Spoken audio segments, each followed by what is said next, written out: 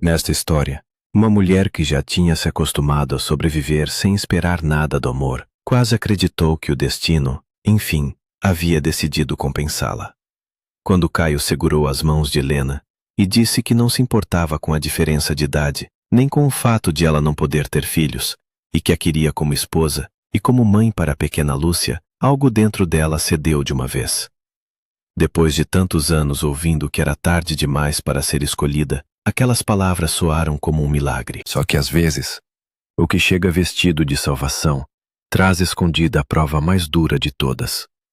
E antes de a história seguir, deixem nos comentários o que vocês pensam. O amor pode chegar tarde e ainda ser verdadeiro? Ou certas pessoas confundem carência com destino? Se esta história tocar vocês de algum modo, deixem o like e se inscrevam no canal. Agora vale a pena ir até o fim, porque a virada desta mulher não veio de onde ela imaginava. Helena já tinha passado dos 40 quando conheceu Caio, mas a sensação de desgaste vinha de muito antes. A vida dela não tinha sido marcada por grandes escolhas, e sim por urgências. Os pais morreram cedo, e ela cresceu sob os cuidados da avó, uma senhora bondosa, trabalhadora e cada vez mais esquecida. Em casa, sempre parecia haver uma inversão silenciosa. No papel, a avó criava a neta. Na prática, era a menina que, aos poucos, ia aprendendo a vigiar remédios, fogo aceso, portas abertas, contas atrasadas e pequenos sustos do dia a dia. Mesmo assim, Helena estudou o que pôde e se formou técnica de enfermagem. Não porque sonhasse com aquilo desde a infância, mas porque precisava de uma profissão que colocasse comida na mesa e sustentasse os 2 irmãos mais novos. A casa antiga, herdada sem glória e sem conforto, exigia reparos constantes. Sempre faltava alguma coisa. Ou faltava dinheiro para o telhado, ou para a cerca, ou para as janelas, ou para um remédio. Helena viveu anos naquele tipo de cansaço que não chama a atenção de ninguém, mas vai deixando a alma encurvada. Quando a avó morreu, ela achou que nem o luto teria tempo de acontecer direito. Já pensava em como pagaria o enterro, como manteria a casa em pé, como impediria que os irmãos abandonassem os estudos. Foi então que, ao tentar jogar fora um colchão velho, notou a costura abrindo e encontrou ali dentro uma quantia em dinheiro que a avó nunca mencionara. Talvez tivesse esquecido, talvez tivesse guardado para o pior momento. Talvez, do jeito confuso dela, tivesse passado a vida inteira preparando uma última ajuda para a neta, sem conseguir explicar.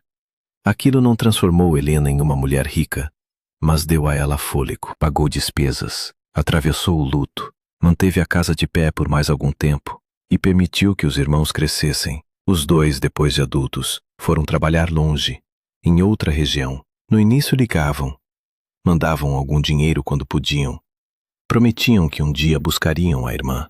Depois vieram o casamento, filhos, contas, rotina.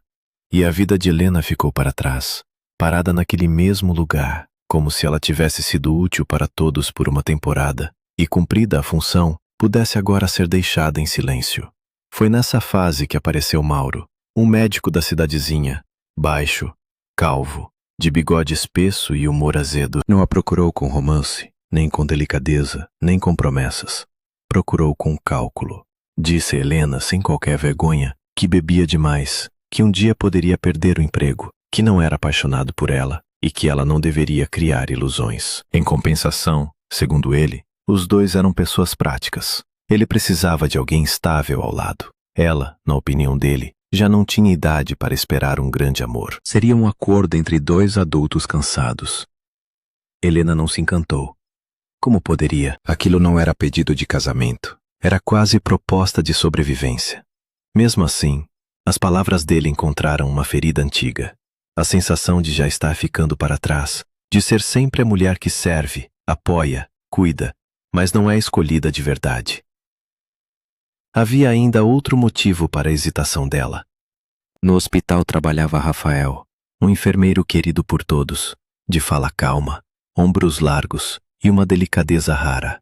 Os pacientes confiavam nele quase imediatamente.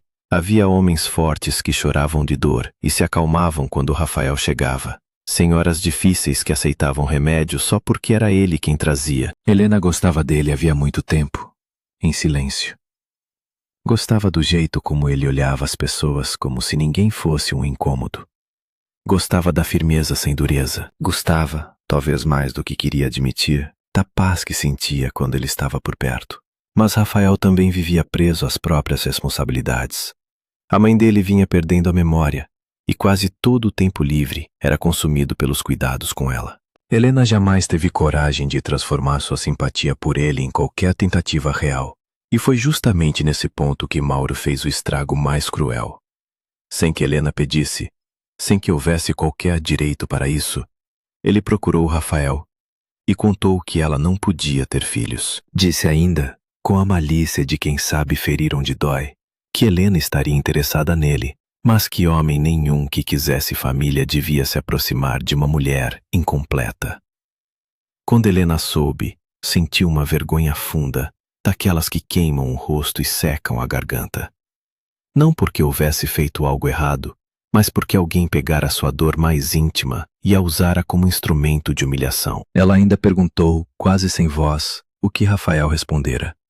Mauro, satisfeito com o próprio poder, disse que o colega não pretendia perder tempo com ela, que queria uma vida normal, filhos, futuro. Pouco depois, Rafael realmente foi embora para a cidade grande. Um amigo do exército, Daniel, havia oferecido ajuda. Lá ele poderia trabalhar, estudar medicina e cuidar melhor da mãe. Helena nunca soube a conversa inteira. Só viu a ausência tomando forma e, com ela, a certeza amarga de que tinha perdido alguma coisa antes mesmo de tocar nela. Um ano mais tarde, cansada de lutar contra o vazio e contra a pressão da cidade pequena, Helena aceitou casar com Mauro. Não deu certo desde o início e piorou com o tempo. O que nele parecia apenas frieza, revelou ser desprezo. O homem bebia mais do que admitia, colecionava traições, desaparecia, voltava quando queria e ainda agia como se estivesse fazendo um favor por manter Helena por perto. Quando ela reclamava, ele a atacava com aquele tipo de crueldade que não deixa marca no corpo, mas gasta por dentro. Dizia que uma esposa de verdade teria sabido fazê-lo feliz, que ela era sem graça, apagada, triste demais, e que homem nenhum aguentava viver ao lado de uma mulher sem brilho. Quando Helena, já no limite, sugeriu separação, Mauro respondeu que sairia no dia em que encontrasse alguém melhor, mais bonita, mais leve, tão paciente quanto ela, mas sem os defeitos dela. Para ele, as mulheres pareciam sempre mercadoria em prateleira, comparáveis, substituíveis, classificáveis. Quando o casamento terminou, ele ainda espalhou comentários maldosos sobre Helena pela cidade, insinuando que ela se envolvia com pacientes e colegas. Quase ninguém acreditava totalmente naquilo, mas bastava a suspeita para afastar os poucos homens decentes que pudessem olhar para ela sem preconceito. Foi nessa vida já esvaziada que surgiu Caio. Helena tinha contratado uma empresa para refazer o telhado da casa. O serviço saiu mal feito, apressado, cheio de falhas. Sem esperar muita coisa, ela ligou para o número do cartão que dizia: se algo não ficar como combinado, entre em contato. Do outro lado, ao contrário do que ela imaginava, não houve desculpas vazias. Houve retorno. Caio apareceu pessoalmente. Ele era mais jovem, bonito sem esforço, com cabelo escuro, sobrancelhas marcadas, energia no corpo inteiro e aquele jeito de homem que parece ocupar qualquer ambiente sem pedir licença.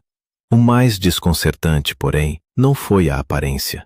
Foi o modo como ele trabalhou junto com os funcionários, corrigindo o que estava errado, sujando as mãos, pedindo desculpas como se honra ainda significasse alguma coisa. Helena, que já tinha desaprendido a esperar cortesia masculina, ficou abalada. Caio percebeu. Sorria com facilidade, fazia perguntas, escutava com atenção. Quando o serviço terminou, ele aceitou o chá que ela ofereceu quase como se aquilo fosse a continuação natural do dia. Depois voltou, e voltou de novo. Com ele, Helena experimentou uma sensação perigosa, a de voltar a ser vista como mulher, e não apenas como alguém útil.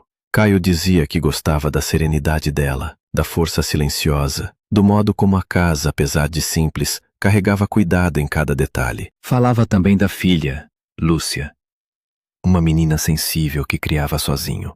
Aos poucos, Helena conheceu a criança, ganhou sua confiança e sentiu o coração amolecer.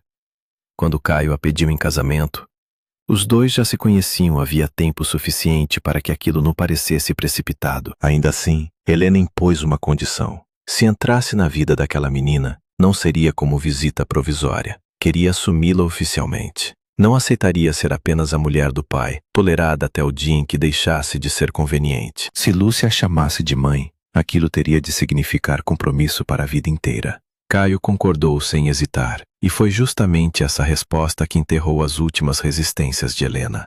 Durante alguns anos, a felicidade pareceu possível. Não perfeita, mas possível. Lúcia passou a chamá-la de mãe, com uma naturalidade que comoveu Helena desde a primeira vez.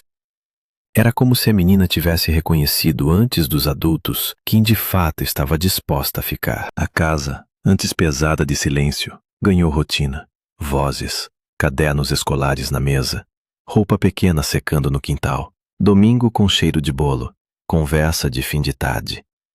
Helena ensinou Lúcia a fazer pequenos chaveiros de tecido e miçangas, uma habilidade que aprendera com a avó. Usavam luvas velhas, retalhos, contas coloridas trazidas do exterior décadas antes pelo avô e olhinhos móveis de boneca guardados em caixas antigas. As peças saíam tortas no começo. Depois começaram a ganhar graça. Lúcia vibrava como se descobrisse magia em coisas simples. Foi por causa dessa intimidade tranquila que a revelação da menina caiu como facada. Certa tarde, enquanto faziam lembrancinhas para a escola, Lúcia comentou com a sinceridade tropeçada de uma criança que Helena não era como as outras mulheres que o pai levava para casa. Helena pensou ter entendido errado. Perguntou com calma o que queria dizer. A menina baixou os olhos e explicou, quase gaguejando, que Caio às vezes se casava, depois se cansava. Então as outras mães começavam a pedir dinheiro ou queriam segurança, e ele logo se separava. Disse ainda, com uma doçura que partia o coração, que se um dia o pai mandasse Helena embora, ela iria junto. Helena sentiu o chão mudar. A partir daquele momento, várias pequenas estranhezas do passado começaram a se encaixar. Ela decidiu falar com o marido naquela mesma noite. A resposta de Caio foi agressiva antes mesmo de ser completa. Primeiro veio a irritação por ela ter descoberto. Depois, o velho recurso de inverter a culpa. Disse que aquelas mulheres eram interesseiras, que o haviam abandonado em tempos difíceis, que a vida nos negócios fora dura e que ninguém tinha o direito de julgá-lo. Mas pela primeira vez, Helena ouviu na voz dele uma aspereza estranha, como se a máscara tivesse escorregado. Nos dias seguintes, a verdade apareceu inteira e de uma vez. O apartamento onde viviam não era quitado. Estava tomado por dívidas. Havia prestações atrasadas, cobranças antigas, papéis escondidos. Caio tinha pedido dinheiro a 2 ex-mulheres antes do casamento, com promessas que nunca cumpriu. E além disso, corria o risco de responder judicialmente por manobras financeiras que ele tratava como se fossem mero azar. Helena, mesmo ferida, ainda tentou compreender. Disse que se existia amor, o natural seria enfrentar o problema juntos. Foi então que ouviu a frase que despedaçou tudo o que ainda restava. Caio disse, com frieza limpa, que o espetáculo havia acabado. Segundo ele, Helena nunca passara de uma mulher útil, alguém que gostava de brincar de mãe e que aceitava trabalhar, cuidar da menina e preencher um papel conveniente. Agora ele precisava assumir do país, recomeçar a vida em outro lugar, e não tinha intenção de levar Lúcia. Falou em internato, em abrigo, em qualquer saída que o livrasse daquela responsabilidade. Mandou Helena assinar a renúncia de guarda e seguir a própria vida. Disse sem remorso que a estava apagando da história dele. Naquele instante, o corpo de Helena reagiu antes da mente. A fala embaraçou.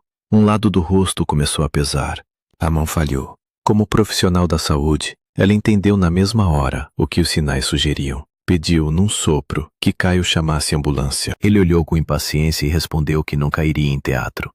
Pegou algumas coisas, deixou mais veneno sobre a morte recente do avô de Lúcia, sobre dinheiro que não herdaria, sobre como a menina só dava trabalho, e saiu. Sozinha, meio caída no corredor, Helena ainda conseguiu alcançar o telefone e pedir socorro. Tentou abrir a porta para a equipe entrar. Desabou antes. Quando voltou a si, já estava na ambulância. Ao lado, Lúcia chorava em silêncio, com o rosto pequeno deformado de medo. E houve uma voz que atravessou a névoa como lembrança antiga, firme, baixa, conhecida. Rafael estava ali. O mês seguinte foi um dos mais difíceis da vida de Helena. O quadro não a deixou paralisada, mas a obrigou a parar. O corpo perdeu resistência, o coração passou a exigir vigilância, e os médicos foram claros. Se ela insistisse em continuar vivendo como se nada tivesse acontecido, a próxima crise poderia ser muito pior. Rafael acompanhou tudo discretamente. Providenciou exames, conversou com colegas, orientou tratamentos e, sem invadir demais, ajudou no que ela não conseguia organizar sozinha. Foi ele também quem sugeriu um advogado quando percebeu a ameaça real de Lúcia ser arrancada de casa. O processo foi duro, mas a negligência de Caio, somada à fuga iminente e às dívidas, abriu caminho para que Helena garantisse a permanência da menina com ela. Quando tentaram convencer Lúcia de que o pai a amava do jeito dele, a menina, já sem paciência para mentiras adultas, respondeu que traição não vira cuidado só porque alguém coloca outro nome. Numa conversa que começou tímida e terminou dolorosa, Helena e Rafael descobriram que tinham passado anos vivendo em cima de um mal-entendido venenoso. Maura, mentira. Nunca houve gravidez antiga. Nunca houve história escondida. Nunca houve rejeição de Rafael por causa da infertilidade dela. Ele se afastara porque acreditava estar protegendo Helena de uma situação difícil, e também porque a mãe precisava dele na cidade grande. Ela, por sua vez, passara todos aqueles anos convencida de que fora descartada antes mesmo de ser escolhida. Esse tipo de verdade não consola de imediato. Primeiro ela machuca, depois vem a pergunta inútil. E se? E se tivessem falado antes? E se alguém não tivesse interferido? E se a vida não tivesse sido desviada por mãos tão pequenas e tão cruéis? Helena ouviu tudo com os olhos cheios, mas o que mais a dominou não foi esperança. Foi medo. Medo de acreditar de novo. Medo de estragar a vida de Rafael. Medo de ser, aos 40 e tantos, uma mulher doente com uma filha para criar e pouca força para recomeçar. Ela decidiu voltar para a casa antiga. Disse a Rafael que precisava reconstruir a vida com os próprios pés, por mais frágeis que estivessem. Ele não discutiu, apenas ajudou na mudança. Pagou o advogado sem transformá-lo em favor humilhante. Levou compras quando faltava, telefonou para saber da pressão, do cansaço, do remédio, da escola de Lúcia. Sempre havia uma presença dele por perto, mas nunca uma cobrança. Caio desapareceu de vez. Fugiu para fora do país antes que as dívidas e processos o alcançassem. Não ligou para a filha, não mandou notícia, não perguntou por Helena. A máscara de príncipe tardio tinha caído para nunca mais ser recolocada. Com o passar dos meses, porém, ficou claro que sobreviver não era o mesmo que se recuperar. Helena tentava trabalhar, mas o corpo já não respondia como antes. Havia dias em que uma manhã comum a deixava exausta. Em outros, era o coração que dava sinais, como se não perdoasse o susto sofrido. Lúcia então começou a observar a casa com olhos de adulta cedo demais. Na escola do interior, a menina acabou se adaptando melhor do que Helena temia. Fez amizade com Pedro, um garoto esperto, leal, que gostava dela sem escândalo e a protegia com uma seriedade até engraçada para a idade. Lucia herdara do pai os cabelos escuros e a energia inquieta, mas não herdara a dureza. Da mãe do coração herdara o senso de responsabilidade. E foi justamente isso que a empurrou para uma decisão que Helena jamais desejaria. Voltar a vender os chaveiros feitos com as próprias mãos. As peças, aliás, estavam cada vez mais bonitas. O traço infantil dera lugar a capricho e originalidade.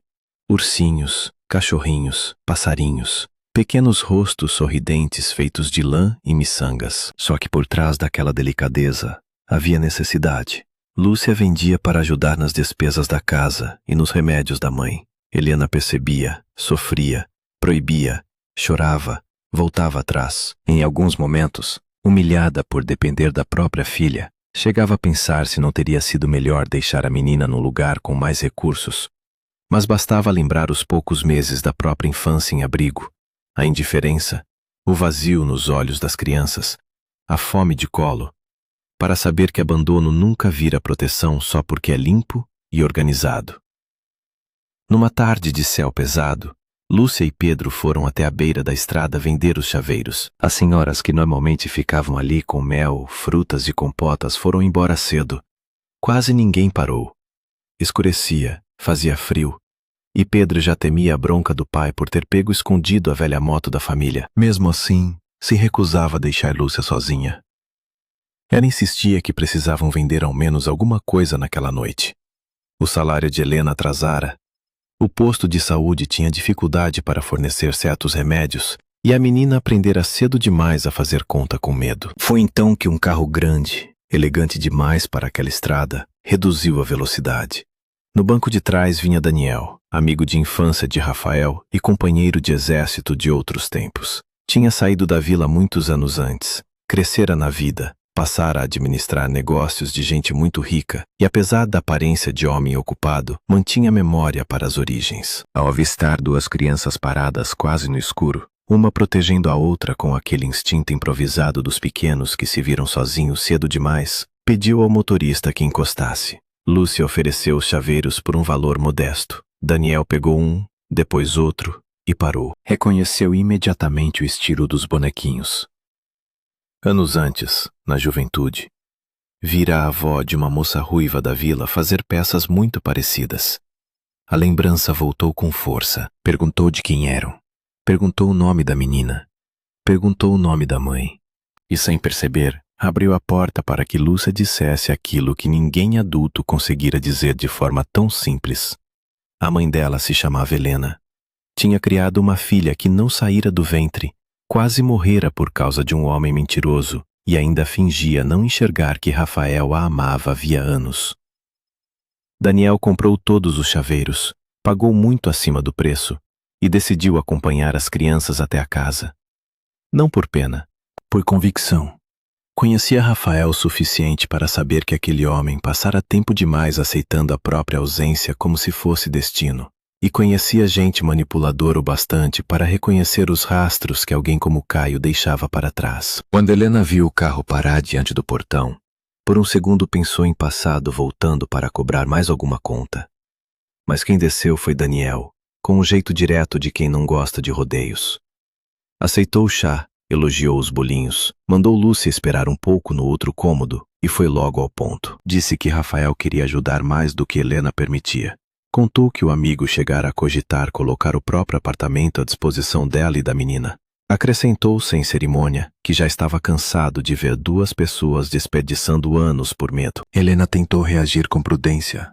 Disse que estava doente. Disse que amava Rafael, sim, mas que amor não bastava quando se traz no corpo uma fragilidade dessas e nos braços a responsabilidade por uma filha. Disse que não aceitaria caridade. Disse ainda que, se necessário, venderia a casa e o terreno para garantir algum futuro a Lúcia. Daniel ouviu até o fim, e então respondeu com uma franqueza quase afetuosa. Falou que conhecia Rafael desde menino, que sabia distinguir piedade de amor, e que o amigo nunca olhara para Helena com pena. Olhara com respeito, desejo de cuidado e admiração. Disse que a doença dela precisava de tratamento, não de sentença. E completou que, por coincidência, ou talvez por algo mais teimoso que coincidência, a empresa com a qual trabalhava estava desenvolvendo um pequeno condomínio perto dali. Se um dia Lúcia e Pedro quisessem ficar próximos, a vida daria jeito. O que não dava mais era continuar confundindo medo com lucidez. Foi nesse momento que Lúcia, que ouvira mais do que devia, saiu do outro cômodo e se lançou num apelo sem filtros. Disse que queria ver a mãe feliz. Disse que confiava em Rafael muito mais do que jamais confiaria no pai. Confessou que só não gostava da ideia de se mudar para longe porque não queria perder Pedro. Daniel riu e prometeu que casas, estradas e distâncias se resolvem. O que custa caro mesmo é perder a chance de viver algo verdadeiro. Pouco depois, ouviu-se um carro chegando. Rafael entrou sem grandiosidade, mas não sem emoção. Trazia flores, uma pequena caixa e um nervosismo tão visível que desmanchava a imagem de homem sempre sereno. Parou diante de Helena e, ao contrário do que muitos fariam, não prometeu felicidade eterna, nem pintou um futuro perfeito. Disse apenas a verdade. Que sabia dos exames, do tratamento, dos riscos. Que sabia também do passado dela, das marcas, dos medos, das humilhações e das forças que ela gastara para continuar em pé. Disse que a amava desde muito antes de ter coragem de chamar aquilo pelo nome, e que se ela aceitasse, queria dividir não só os dias bons, mas os difíceis também. Queria ser pai de Lúcia. Queria ficar. Helena ainda tentou a frase defensiva de sempre. É tarde demais. Mas ao olhar para Rafael, percebeu que talvez nunca tivesse entendido completamente. Tarde demais não é a idade. Tarde demais é quando a pessoa certa passa diante de nós, e nós, por medo, escolhemos continuar morando dentro da mesma dor. Rafael colocou o anel em sua mão com delicadeza. Não houve luxo, plateia, nem cena grandiosa. Houve uma menina chorando de alegria, um amigo satisfeito por ter se metido no destino alheio na hora exata, e uma mulher exausta sentindo, pela primeira vez em muitos anos, que não precisava merecer amor por sacrifício. Podia simplesmente recebê-lo. O caminho depois disso não ficou mágico de um dia para o outro. Helena continuou o tratamento. Teve recaídas, precisou reaprender a respeitar os limites do corpo e a aceitar ajuda sem vergonha. Mas a casa mudou de temperatura. Lúcia ficou mais leve. Rafael assumiu o lugar real na rotina, sem discursos, no gesto pequeno de buscar remédio, acompanhar tarefa escolar, consertar uma torneira, insistir para que Helena descansasse. A vida, que antes era apenas resistência, começou a ganhar de novo alguma doçura. Um ano mais tarde, veio outra surpresa. Helena descobriu que ainda podia engravidar. Os médicos alertaram para os cuidados, para os riscos, para a necessidade de decisão consciente. Nada foi tratado como milagre fácil. Mesmo assim, com acompanhamento rigoroso, o casal resolveu enfrentar junto aquele novo medo. E algum tempo depois, Lúcia ganhou um irmãozinho. Rafael chorou ao segurá-lo. Helena chorou também, mas por outro motivo. Percebeu que, em sua história, o verdadeiro impossível não tinha sido gerar uma criança. Tinha sido acreditar que ainda havia vida depois de tanta decepção. Talvez seja isso que esta história deixa no ar. Nem todo amor que chega tarde vem para salvar. Alguns vêm apenas para usar a parte mais carente de nós. Mas também existem laços que atravessam os anos, os erros, os desencontros. E quando finalmente encontram coragem, não pedem espetáculo, pedem verdade.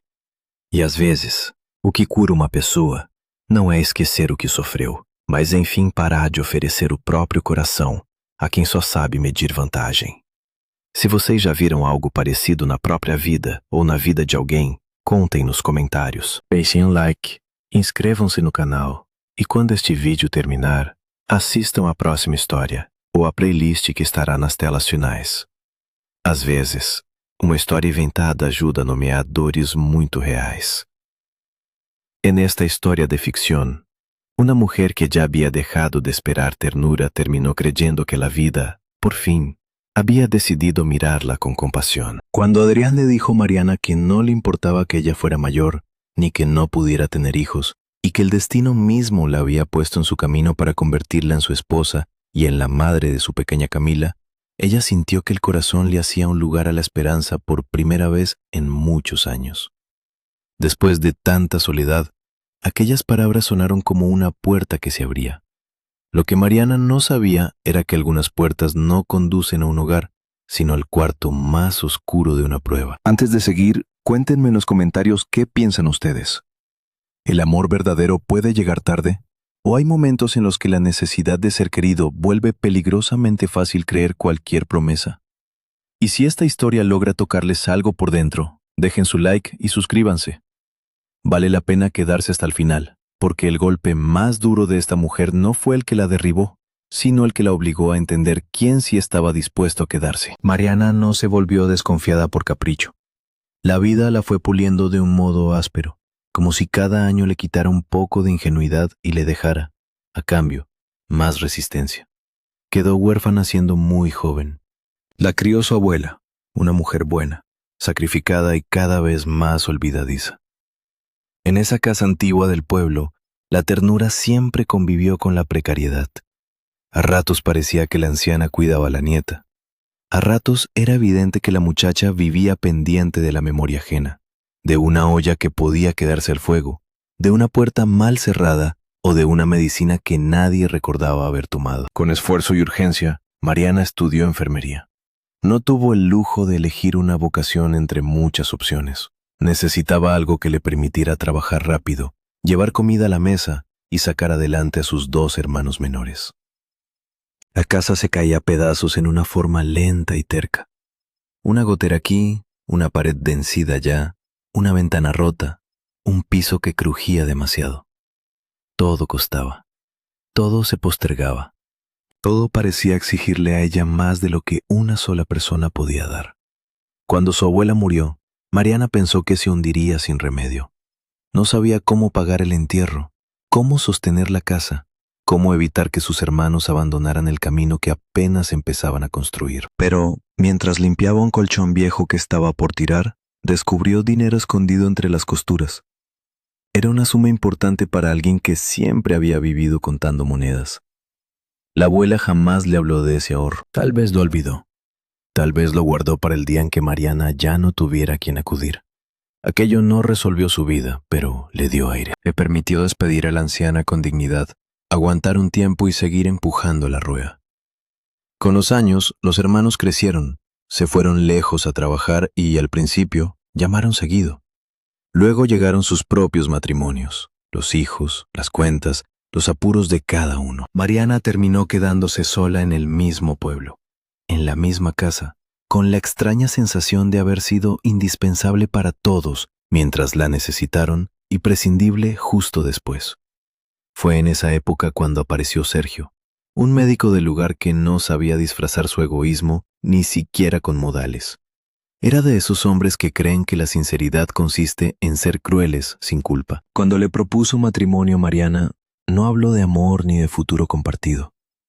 Le dijo con una frialdad casi ofensiva que bebía más de la cuenta, que podía perder el trabajo en cualquier momento y que no sentía por ella nada grande. Pero, según él, ambos debían ser realistas. Ella ya no estaba para soñar.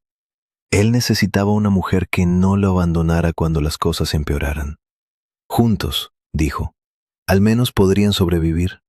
Mariana sintió rechazo, pero también vergüenza. Había algo profundamente humillante en escuchar a un hombre ofrecerse como refugio mientras recordaba, casi con burla, que nadie más estaba haciendo fila por ella. Además, existía Nicolás. Nicolás trabajaba con ella en el hospital. Era enfermero por entonces, aunque ya estudiaba para seguir creciendo. Los pacientes lo querían de una forma inmediata y casi infantil. Con él, la gente se sentía vista. Tenía una tranquilidad extraña, una firmeza sin dureza y una manera de cuidar que no hacía ruido, pero dejaba huella. Mariana lo admiraba desde hacía tiempo.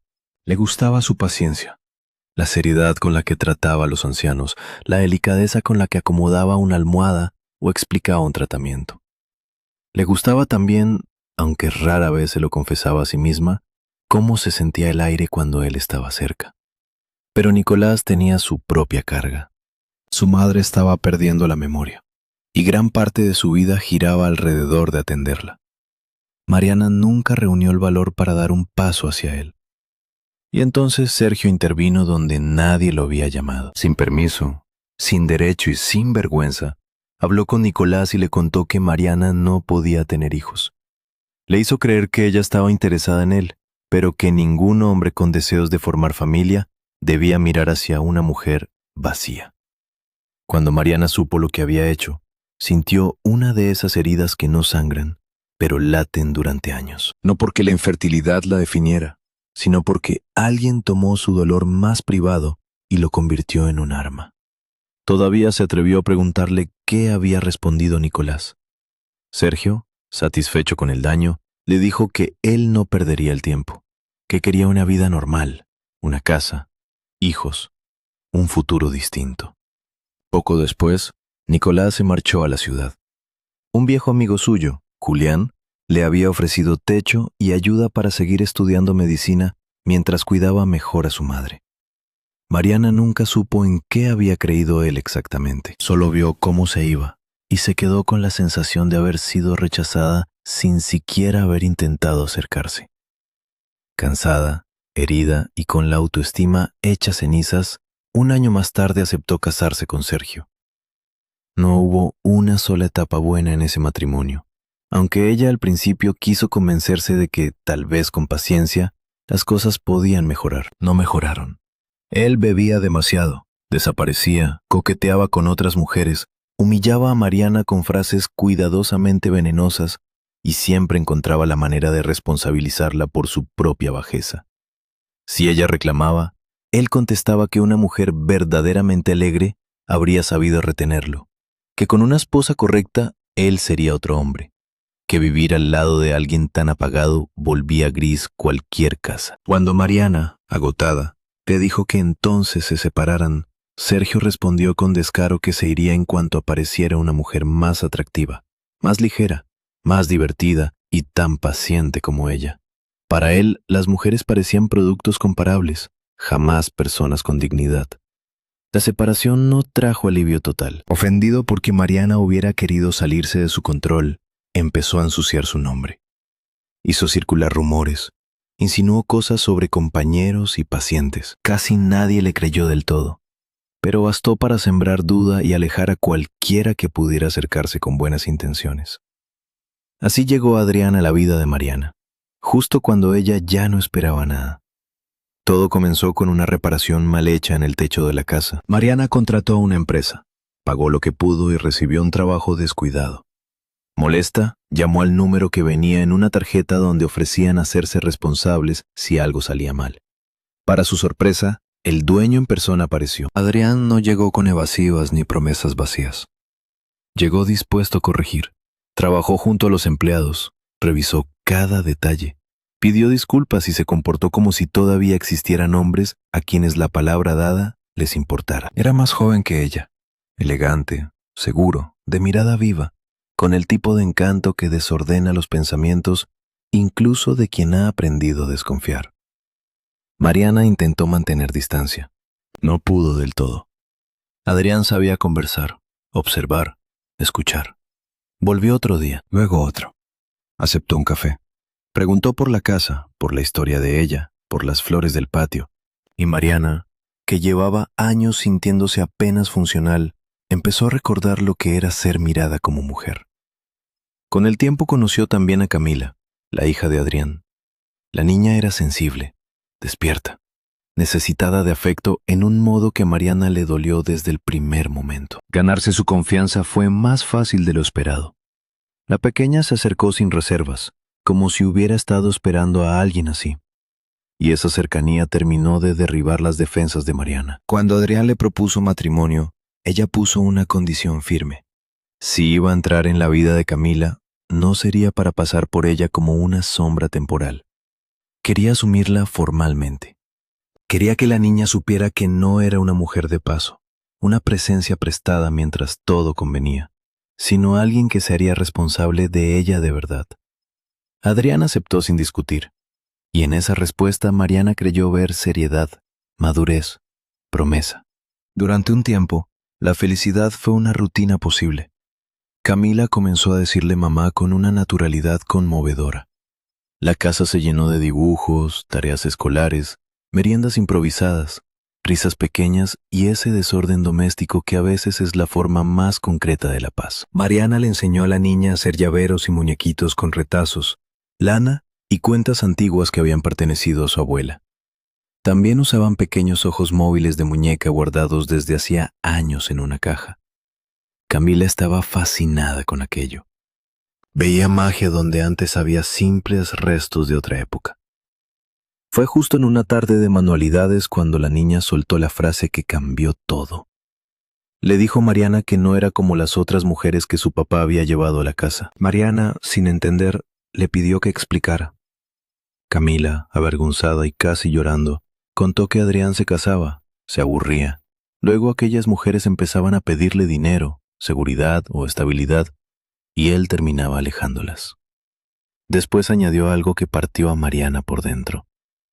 Si un día el padre la echaba, ella se iría con ella. Esa misma noche, Mariana enfrentó a Adrián. La reacción de él fue reveladora antes de que aparecieran los hechos completos.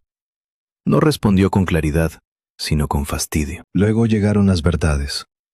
El departamento no era realmente suyo. Estaba cargado de deudas.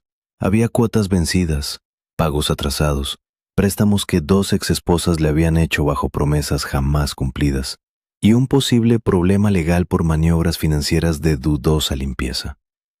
De pronto, el hombre impecable, resuelto y confiable, empezó a mostrar el revés de la tela. Aún así, Mariana intentó actuar desde el compromiso. Le dijo que, si la relación era verdadera, podían enfrentar juntos las dificultades. Fue entonces cuando él la miró sin ternura y le habló con una crudeza casi clínica. Le dijo que ella había querido jugar a la mamá, nada más. Que a él no le molestaba haberla tenido cerca mientras cuidaba a la niña y aportaba dinero, pero que ese papel ya se había terminado. Planeaba irse al extranjero, desaparecer de los problemas, y no tenía intención de cargar con Camila. Habló de dejarla en una institución, de buscarle cualquier salida que no lo estorbara. A Mariana le ordenó renunciar a cualquier derecho y olvidarse de él. Le dijo que la borraba de su vida. El cuerpo de Mariana colapsó en ese instante. La boca se le torció apenas. Un lado del cuerpo empezó a fallar. Las palabras ya no salían igual. Ella entendió de inmediato el peligro y le pidió que llamara a una ambulancia. Adrián, impaciente, respondió que no iba a dejarse manipular por un drama de último minuto. Reunió algunas cosas, dejó caer otra crueldad sobre la muerte reciente del abuelo de Camila y el dinero que ya no recibiría de él, y se marchó. Mariana, a medias en el suelo, alcanzó el teléfono. Logró pedir ayuda. Intentó abrir la puerta. Cayó antes de conseguirlo. Despertó dentro de una ambulancia, con Camila llorando a su lado y una voz conocida dándole instrucciones a alguien más. Era Nicolás. El mes siguiente fue una mezcla de miedo, debilidad y rabia contenida. Los médicos hablaron de un episodio vascular leve, de un corazón exigido durante demasiado tiempo, de una alarma que no podía volver a ignorarse. Mariana no quedó postrada, pero tuvo que frenar una vida entera de esfuerzo ininterrumpido. Nicolás estuvo cerca sin invadir. Organizó estudios, habló con colegas, se aseguró de que siguiera el tratamiento y, al comprender la situación legal de Camila, insistió en que buscaran un abogado. Gracias a esa intervención y a la evidencia del abandono de Adrián, Mariana pudo conservar a la niña a su lado. Camila, lejos de idealizar al padre, fue brutalmente clara para su edad. Cuando alguien quiso explicarle que él la quería a su manera, respondió que hay personas que llaman amor a todo para no aceptar que son traidoras. Poco después, en una conversación larga y dolorosa, Mariana y Nicolás descubrieron la verdad de años atrás. Sergio había mentido. Nunca hubo embarazo oculto. Nunca hubo rechazo por parte de Nicolás a causa de la infertilidad de ella. Él se había alejado porque creyó que invadir una situación complicada sería empeorarla, y porque la enfermedad de su madre lo empujaba a irse a la ciudad cuanto antes. Mariana, mientras tanto, había pasado más de una década convencida de que él la había descartado por no poder darle hijos. No siempre la verdad libera de inmediato. A veces primero rompe lo poco que uno había acomodado para poder seguir. Mariana lloró más por el tiempo perdido que por el pasado en sí. Nicolás también cargó con su propia culpa silenciosa. Pero donde otra historia hubiera puesto una reconciliación rápida, la vida de Mariana todavía estaba llena de frenos. Ella seguía enferma, seguía criando a una hija a la que el hombre que la engendró ya había abandonado de hecho, y seguía sin creer que mereciera una oportunidad limpia. Por eso decidió volver a la vieja casa del pueblo. Quería reconstruirse sin sentirse una carga. Nicolás no discutió, solo ayudó, pagó al abogado, llevó cajas, se ocupó de trámites, llamó más de una vez solo para preguntar si ya había comido, si tenía sus medicamentos, si había descansado. Nunca convirtió el cuidado en deuda moral. Adrián huyó antes de que sus problemas lo alcanzaran. Se fue del país. No volvió a llamar, no escribió, no preguntó por Camila.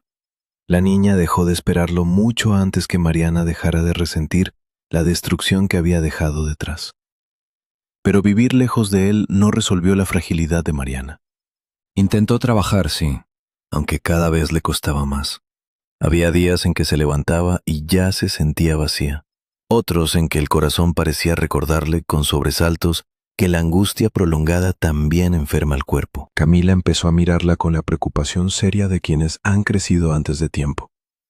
En la escuela del pueblo, la niña terminó adaptándose mejor de lo esperado. Allí se hizo cercana a Mateo, un muchacho valiente, noble, algo impulsivo. de esos que todavía creen que proteger a alguien es una forma de amor. Camila había heredado de su padre el cabello oscuro y la energía viva, pero no la dureza. De Mariana había aprendido la responsabilidad, y fue esa mezcla la que la llevó a empezar a vender los llaveros que hacía con sus manos. Cada pieza le salía mejor que la anterior. Perritos, ositos, muñequitos de lana, adornados con cuentas y esos ojos móviles que parecían darles alma. Lo que para otros podía ser una artesanía bonita, para Camila era también una forma de sostener la casa. Quería ayudar con los medicamentos de Mariana, con la comida, con lo que hiciera falta. A Mariana eso la rompía por dentro. A veces la reprendía, a veces la agradecía en silencio. A veces, vencida por la culpa, pensaba si no habría sido mejor dejarla en un lugar con más recursos. Pero le bastaba recordar sus propios meses en un albergue de niña, la indiferencia, la tristeza sin nombre, el hambre de abrazo, para saber que no. La pobreza compartida con amor no era peor que la comodidad fría del abandono. Una tarde casi sin ventas, Camila y Mateo se quedaron hasta tarde a la orilla de la carretera. Las mujeres que solían vender frutas, miel o panes ya se habían ido. Empezaba a oscurecer. Mateo estaba nervioso porque había tomado sin permiso la moto del padre. Aún así, no pensaba dejar sola a Camila. Ella insistía en que debían vender algo ese día. El sueldo de Mariana se había retrasado y hacía falta comprar remedios. Entonces apareció un vehículo lujoso, demasiado ajeno a ese paisaje. En él viajaba Julián, el viejo amigo de Nicolás. Había prosperado en grande, administraba negocios importantes y, aún así, conservaba memoria para la gente de su origen. Cuando vio a dos adolescentes casi solos al borde de la ruta, uno intentando cubrir a la otra con una chamarra, aunque él mismo temblaba de frío, pidió que detuvieran el auto. Camila le ofreció los llaveros con una mezcla de pena y dignidad. Julián tomó uno, luego otro, y se quedó quieto. Reconoció el estilo. Años atrás, había visto a la abuela de una muchacha del pueblo hacer muñecos muy parecidos. Preguntó, ató cabos y terminó escuchando de boca de Camila una versión simple, devastadora y exacta de toda la historia. Supo quién era Mariana, supo quién era el hombre que la había destruido, y supo, sobre todo, que Nicolás seguía amándola. Compró todo, pagó mucho más de lo que valían, y decidió llevar a los chicos hasta la casa. Mariana se alarmó al ver semejante auto frente al portón. Por un segundo pensó que el pasado venía a cobrar otra vez. Pero quien bajó fue Julián, directo, cordial, decidido a no perder tiempo. Aceptó café, pidió hablar a solas y soltó la verdad sin vueltas. Le dijo que Nicolás quería ayudarla de verdad, que incluso había pensado en cederle su departamento si ella y Camila lo necesitaban, y que ya bastaba de desperdiciar la vida por miedo. Mariana intentó escudarse en razones. Dijo que estaba enferma. Dijo que una mujer en su situación no tenía derecho a arrastrar a un hombre bueno a una vida tan difícil. Dijo que vendería la casa si hacía falta, que pensaba asegurar el futuro de Camila antes que cualquier otra cosa. Julián la escuchó con paciencia y luego le respondió algo que ella no esperaba. El amor de Nicolás no era caridad ni impulso tardío, era constancia, era elección. Era lo único que había permanecido incluso cuando ambos vivieron equivocados. A eso se sumó la voz de Camila, que ya no quiso seguir fingiendo no escuchar. Salió del otro cuarto, abrazó a Mariana y dijo que quería verla feliz al fin. Confesó que confiaba en Nicolás más de lo que había confiado jamás en su propio padre. Solo expresó una preocupación infantil y transparente. No quería alejarse de Mateo. Julián, con una media sonrisa, prometió que para eso también habría solución, porque la empresa con la que trabajaba estaba levantando casas cerca del pueblo. Y entonces llegó Nicolás. Traía flores, una pequeña caja y el tipo de nervios que no se pueden fingir. Se paró frente a Mariana y no le prometió cuentos perfectos. Le habló con verdad. Le dijo que conocía sus estudios, sus limitaciones, sus miedos, que sabía que no iba a ser sencillo, que precisamente por eso quería estar. Le confesó que la había amado desde mucho antes, que nunca dejó de pensar en lo que pudo haber sido y que ya no estaba dispuesto a callarse por más tiempo. También le dijo que, si ella aceptaba, quería ser padre de Camila de verdad, no de palabra. Mariana quiso decir que era tarde. Quiso decir que la vida ya había decidido por ella. Quiso aferrarse a la vieja costumbre de protegerse renunciando primero. Pero al mirarlo, entendió algo distinto. No siempre se pierde por haber llegado tarde. A veces se pierde por seguir negando la mano correcta, solo porque antes hubo manos que lastimaron. Nicolás le puso el anillo con una suavidad que desarmó la última defensa de Mariana. No hubo lujo ni escena grandiosa. Hubo una hija llorando de alegría, un amigo satisfecho por haber intervenido a tiempo y una mujer cansada comprendiendo, tal vez por primera vez, que no tenía que ganarse el amor sufriendo para merecerlo. Después vinieron días mejores, pero no mágicos. Mariana siguió en tratamiento, tuvo recaídas, aprendió a descansar sin sentirse inútil y a aceptar ayuda sin vergüenza. Nicolás se volvió parte real de la casa en lo pequeño y en lo importante. Consultas, compras, tareas escolares, medicinas, silencios compartidos, paciencia. Camila se aflojó por dentro. La casa dejó de sentirse como una trinchera. Con el paso del tiempo llegó otra sorpresa. Mariana descubrió que aún podía convertirse en madre biológica. Los médicos hablaron de riesgos, cuidados y decisiones serias. Nada se tomó a la ligera. Pero, acompañada y contenida, eligió no dejarse gobernar otra vez por el miedo. Tiempo después, Camila recibió a un hermanito. Y aunque los doctores seguían sin explicarse del todo cuánto había mejorado Mariana, ella intuía algo sencillo. El cuerpo no siempre sana solo con medicinas. A veces también necesita dejar de vivir esperando el próximo golpe. Tal vez esa sea la huella más profunda de esta historia. No todo lo que llega cuando una mujer está sola merece ser llamado amor. Hay afectos que se disfrazan de salvación mientras solo buscan comodidad. Pero también existe un cariño que no hace ruido, que no se vende como milagro y que, cuando finalmente encuentra valentía, no pide aplausos. Pide verdad, constancia y lugar en la vida diaria. Y quizá una de las decisiones más difíciles no sea amar, sino aceptar el amor después de haber sido herido. Si en esta historia reconocieron algo de su propia vida o de la vida de alguien cercano, los leo en los comentarios. Dejen su like, suscríbanse al canal y cuando termine este video, entren también al siguiente relato o a la lista de reproducción que aparecerá en pantalla. A veces la ficción no copia la vida,